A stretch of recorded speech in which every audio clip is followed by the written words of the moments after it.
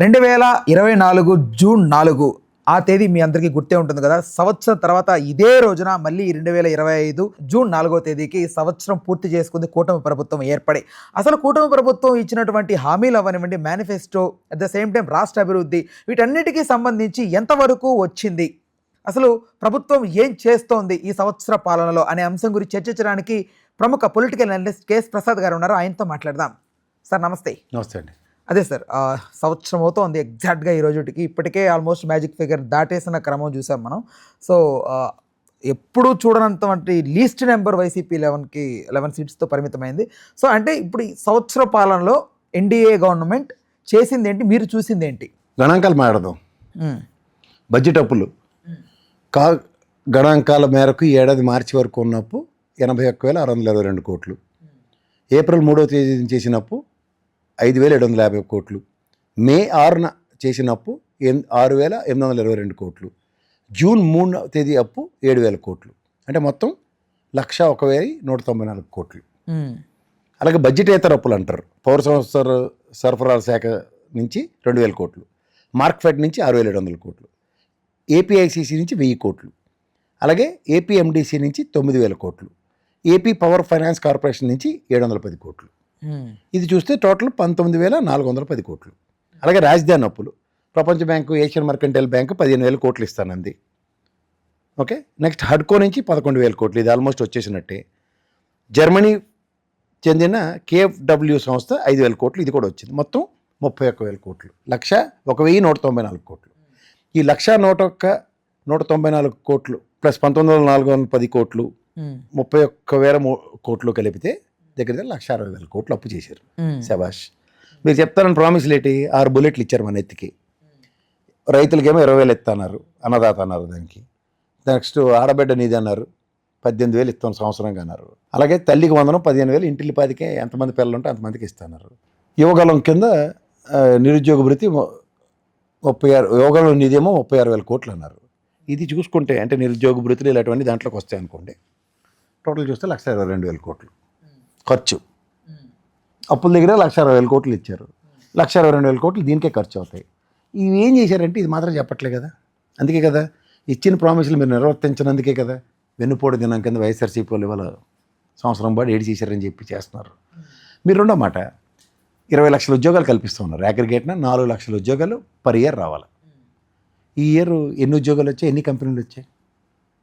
మీరు last time ఆ green కోలాడ్ company కర్నూలులో ఉన్నదాన్ని మీరు అకౌంట్లోకి వేసుకుంటున్నారు. ఇంకొకటి రీసెంట్ పాస్ట్లో వచ్చిన ఏసీ కంపెనీ తోటి మీ అకౌంట్కి వేసుకుందాం అనుకుంటున్నారు. ఇవన్నీ సరే. ఐకానిక్ టవర్స్ ఏవైతే కట్టారో, ఏది మన రంగా యూనివర్సిటీ ఇక్కడి నుంచి వెళ్ళిన తర్వాత అక్కడ కట్టింది, అది కూడా మీరు అకౌంట్లో వేసుకొని ఓపెనింగ్లు చేసుకుంటారు, చేసుకోండి. విశాఖపట్నంలో కూడా ఐకానిక్ టవర్స్ ఏవైతే ఉన్నాయో, మిలియన్ టవర్స్, అవి మీరు ఓపెన్ చేసుకుంటారు, సంతోషం. ఓపెన్ చేసుకోవడం వేరు. ఉపాధి కల్పన 4 లక్షల మంది ఒక్కడి నుంచి వస్తారు. ఇలా మేధావులలో ఉంటారు కదా, కలిపడిపోతూ ఉంటారు పెద్దానికి. మరి అగ్రిగేట్ 4 లక్షలు అంటే ఒకేసారి 8 lakhs అక్యుములేటెడ్ ఫిగర్ ఎక్కడికి తీసుకెళ్తారు?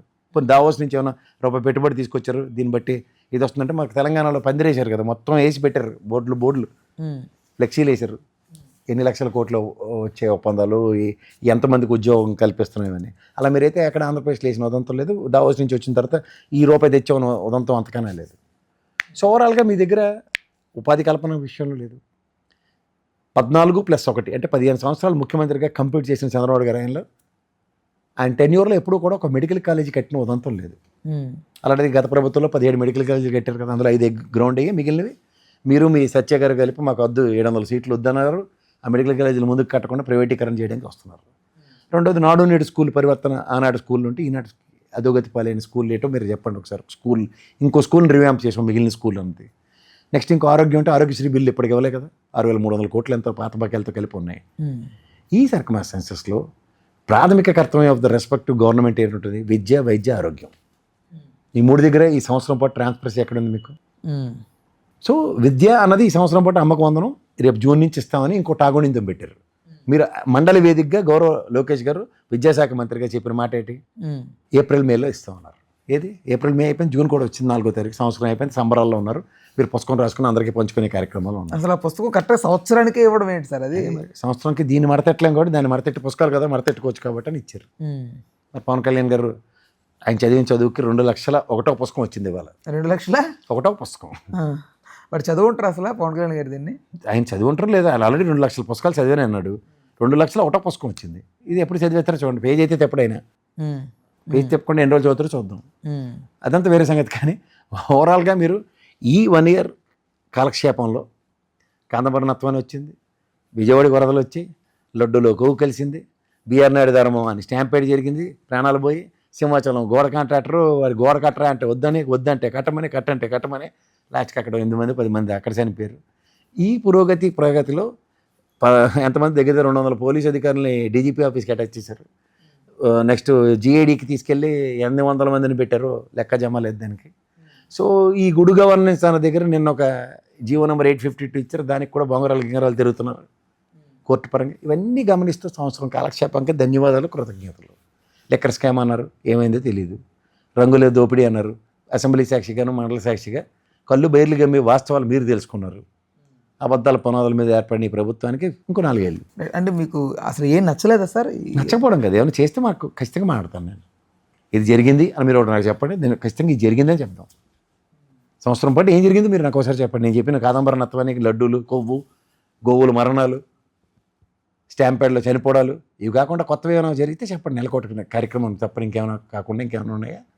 అదంతా సంవత్సరం పాటు అలో లక్ష్మణ జగన్మోహన్ రెడ్డి మీద పడేయడం తప్ప. అంటే జనాల్లోకి తిరుగుతున్నారు అనేది ఒకటి. తిరగనండి తిరగపోనండి, మీరు తిరగలేదు యోగాలోనే గమనం రెట్టింట్లో. రైట్. అంటే ఏం చేస్తే బెటర్ సార్ ఫ్యూచర్లో గవర్నమెంట్ ఎలాంటి? నేను సలహాదారుని కాదు, నాకు సలహాలు ఇచ్చేంత స్థాయి లేదు. అందులో చంద్రబాబు గారు లాంటి వ్యక్తికి సలహా ఇచ్చే అంత స్థాయి నాదైతే కానే కాదు. ఆయనకి అన్నీ తెలుసు, కానీ సంథింగ్ ఈజ్ గోఫింగ్ అప్. ఎట్నుంచి ఏదో బూమరంగ్ అవుతుంది తప్ప అసలు వాస్తవ స్థితిలో ఆంధ్రప్రదేశ్ ప్రభుత్వం లేదు. వాస్తవంలో చంద్రబాబు గారు లేడన్నది నేను ఈ రోజుకి కూడా నన్ను రోజు గిల్లుకుంటున్నాను. ఎందుకంటే చాలా ప్రాక్టికల్గా ఉండే మనిషి ఆయన. అలాంటి ప్రాక్టికల్గా ఉండే మనిషి చాలా ఇంప్రాక్టికల్గా ఉన్నాడు. అంటే ఇది జాతీయ పార్టీ అంటే ప్రభావితం చేస్తుంది ఏమన్నా? ఖచ్చితంగా చేస్తుంది. ఆ నీళ్లు మట్టి తప్ప ఇంకెవరు 10 ఏళ్ళు బట్టి మన నోట్లో మట్టి కొట్టి మనకన్నా ఎక్కువ తెలిసిన వ్యక్తి ఎవరంటే చంద్రబాబు గారే. ధర్మ పోరాట దీక్షల సారాంశమే ఆంధ్రప్రదేశ్ రాష్ట్రానికి తీవ్ర నష్టాన్ని అన్యాయం చేస్తుంది బీజేపీ ప్రభుత్వాన్ని. మళ్ళీ అదే 5 సంవత్సరాల తర్వాత మళ్ళీ వాళ్ళతోనే పొత్తు కట్టి మళ్ళీ మన ఎత్తికాలని తీసుకొస్తే, మొన్న ఓపెనింగ్ మొదటిసారి చెంబు నీళ్లు మట్టి కనీసం, ఈసారి అయితే పవన్ కళ్యాణ్ గారికి శాటిలైట్.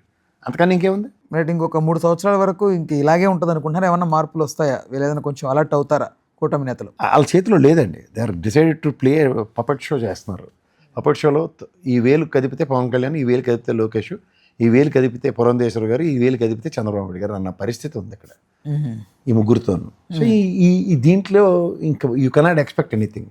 ఇదే బొమ్మలతో రేపు రామాయణం ఇస్తాడు, ఎల్లుండి భాగవతం ఇస్తాడు, అవతలనేమో హరికథ కాలక్షేపం ఉంటుంది. అంటే ఇంత రిలాక్స్గా ఉండడానికి గల కారణం ఏంటి సార్? చేతిలో పని ఉంటే వాడన్నా కష్టపడతాడు, పని లేనప్పుడు ఏమంటారు? రిలాక్సింగ్గానే ఉంటారు. అప్పుడే పుస్తకాలు. అంటే నెక్స్ట్ కూడా మేమే వస్తామన్న ధీమానా సార్? అందరూ ధీమాగా ఉంటారు. 151 వచ్చినప్పుడు 175 వస్తానని నేను అనలేదు. ఏమైంది? ప్రజలు అక్కడ న్యాయ నిర్ణేతలు, మీరెవరు నేనెవరు? మరి ప్రజలకి ఇప్పుడు వస్తున్న అవిశ్వాసం ప్రజల్లో ఖచ్చితంగాను డిసెంట్ ప్రజలు టైం వచ్చినప్పుడు చెప్తారు, రోజు చెప్పమంటే వాళ్ళు చెప్పరు. అంటే అదే సార్, ఇప్పుడు ఇదే తెలుగుదేశం ప్రభుత్వానికి మీకు ఒకసారి జ్ఞాపకం తెచ్చుకుంటే లాస్ట్ 1 ఇయర్ లోపున ఎలక్షన్ నోటిఫికేషన్ రాకమునుపు 3-4 నెలల పాటు పెన్షన్ 1000 రూపాయల నుంచి 2000 పెంచారు. అలాగే నిరుద్యోగ భృతి 2,000 వేసుకుంటూ వచ్చారు అకౌంట్లో. అలాగే పెన్షన్ కాకుండా ఇంకోటి ఏంటి, పసుపు కుంకుమని ఇచ్చారు. ఏమైంది? ప్రభుత్వ వ్యతిరేకత అప్పుడు 34% ఉండేది ఓటు. ఎక్కడ? అది 6% ఎన్హాన్స్ అయింది. 40% రాగి జగన్మోహన్ రెడ్డికి 151 వచ్చి 175లో 151 వచ్చాయి. వాళ్ళు 23కి కన్ఫైన్ అయ్యారు. ఇప్పుడు ఇదే ప్రభుత్వ వ్యతిరేకత ఎలా వస్తుంది? అది మన చేతిలో లేదు, అది ప్రజలు నిర్ణయించుకుంటారు. ఇప్పుడు 5 ఏళ్ళ పాటు నీకు జీతం ఎక్కడ పెంచకుండా అలా కూర్చోబెట్టరు, ఇంక 7 చేస్తావు లాస్ట్కి తెలియజేస్తావని నిలుస్తున్నా తెలియజేయవు.